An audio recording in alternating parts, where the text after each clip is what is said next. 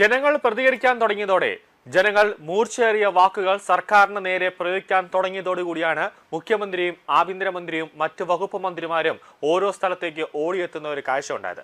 37 ദിവസമായി ഭരണസിരാ കേന്ദ്രത്തിന്റെ മുന്നിൽ, അതായത് സെക്രട്ടേറിയറ്റിന്റെ മുന്നിൽ സമരം നടത്തിക്കൊണ്ടിരുന്ന LPST റാങ്ക് ഹോൾഡേഴ്സിനെ ഒരു മൈൻഡ് പോലും ചെയ്യാതെ മുഖ്യമന്ത്രിയും ആഭ്യന്തരമന്ത്രിയും അതോടൊപ്പം തന്നെ വിദ്യാഭ്യാസ മന്ത്രിയും അടക്കമുള്ളവർ അവരെ പുച്ഛിച്ച് ഇടുന്ന ഒരു കാഴ്ചയാണ് കണ്ടത്.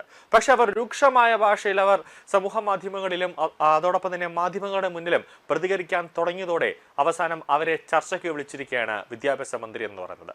ഈ കേരളം ഭരിക്കുന്ന മന്ത്രിമാർക്ക് ഈ പഠിച്ച് പരീക്ഷ എഴുതി, കഷ്ടപ്പെട്ട് പഠിച്ച് പരീക്ഷ എഴുതി പാസ്സായ റാങ്ക് ലിസ്റ്റിൽ ഇടം നേടുന്നവരുടെ ഒരു വിഷമം അല്ലെങ്കിൽ അവരുടെ ആ ഒരു കഠിന അധ്വാനം അല്ലെങ്കിൽ ആ ഒരു കഠിന പ്രയത്നം ഈ കേരളം ഭരിക്കുന്ന മന്ത്രിമാർക്ക് മനസ്സിലാകില്ല. കാരണം വാഗ്ദാനങ്ങൾ നൽകി അവിടെ നിന്നും ഇവിടെ നിന്നൊക്കെ കിട്ടുന്ന വോട്ടുകൾ വാങ്ങിയിട്ടാണ് ഇവരൊക്കെ MLA ആയി 5 വർഷമൊക്കെ ഇരിക്കുന്നത്. അതുകൊണ്ട് ഈ അധ്വാനത്തിന്റെ ഫലം അല്ലെങ്കിൽ അതിൻ്റെ ഒരു റിസ്ക് എന്താണെന്ന് ഈ കേരളം ഭരിക്കുന്ന മന്ത്രിമാർക്ക് അറിയില്ല. പിന്നെ നമ്മുടെ വിദ്യാഭ്യാസ മന്ത്രിയുടെ യോഗ്യത അല്ലെങ്കിൽ അതിന്റെ ക്വാളിഫിക്കേഷൻ, അതിലേക്കൊന്നും ഞാൻ കിടക്കുന്നില്ല.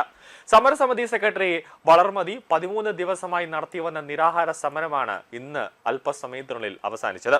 സെക്രട്ടേറിയറ്റിന് മുന്നിൽ പന്തലിട്ട് നടത്തിയ സമരം താത്കാലികമായി നിർത്തിവെച്ചു. 37 ദിവസം നീണ്ടുനിന്ന സമരമാണ് നിർത്തിവെച്ചത്.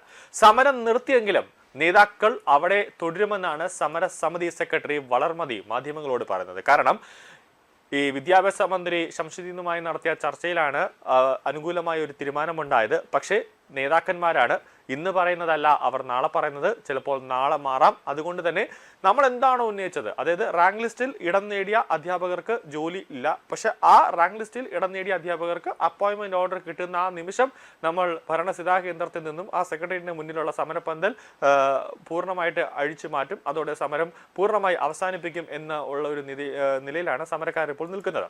കാര്യങ്ങൾ പഠിക്കാൻ സർക്കാർ 45 ദിവസം ആവശ്യപ്പെട്ട സാഹചര്യത്തിലാണ് സമരം ഇപ്പോൾ നിർത്തിവെച്ചത്. അതായത് 45 ദിവസം വരെ ഈ സമരക്കാർ ഒന്ന് ക്ഷമ പരീക്ഷിച്ച് നിൽക്കും, അതായത് അവരൊന്ന് വെയിറ്റ് ചെയ്ത് നിൽക്കും എന്നുള്ളതാണ് ഇപ്പോൾ സമരസമിതി തന്നെ ഇപ്പോൾ പറയുന്നത്. 1:25 വിദ്യാർത്ഥി അധ്യാപക അനുപാതകം സർക്കാർ മേഖലകളിൽ നടപ്പിലാക്കണം. ഇത് സർക്കാരിന് ബാധ്യതയാവുന്ന ഒരു കാര്യമല്ല. LPST ലിസ്റ്റ് കാലാവധി തീരുന്ന മുറയ്ക്ക് നീട്ടുന്നത് പരിഗണിക്കാമെന്നാണ് മന്ത്രി ഇപ്പോൾ വ്യക്തമാക്കിയിട്ടുള്ളത്. നോട്ടിഫിക്കേഷനും നീട്ടിവെക്കും. മന്ത്രി തന്ന വെള്ളം കുടിച്ച് നിരാഹാരം അവസാനിപ്പിച്ചെന്നും വളർമതി മാധ്യമങ്ങളോട് പറഞ്ഞിട്ടുണ്ട്.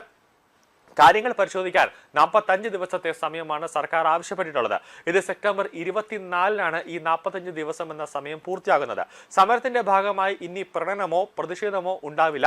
ഈ സെപ്റ്റംബർ കഴിഞ്ഞതിന് ശേഷം, അതായത് 45 ദിവസം കഴിഞ്ഞതിന് ശേഷം സർക്കാരിൽ നിന്നും അനുകൂലമായ ഒരു മറുപടിയും ഉണ്ടായില്ല എന്നുണ്ടെങ്കിൽ കടുത്ത സമരത്തിലേക്ക് തന്നെ പോകുമെന്നാണ് LPSTയിലെ ഉദ്യോഗാർത്ഥികൾ, അതായത് സെക്രട്ടറിയുടെ മുന്നിൽ സമരം ഇരിക്കുന്നവർ തന്നെ പറയുന്നത്.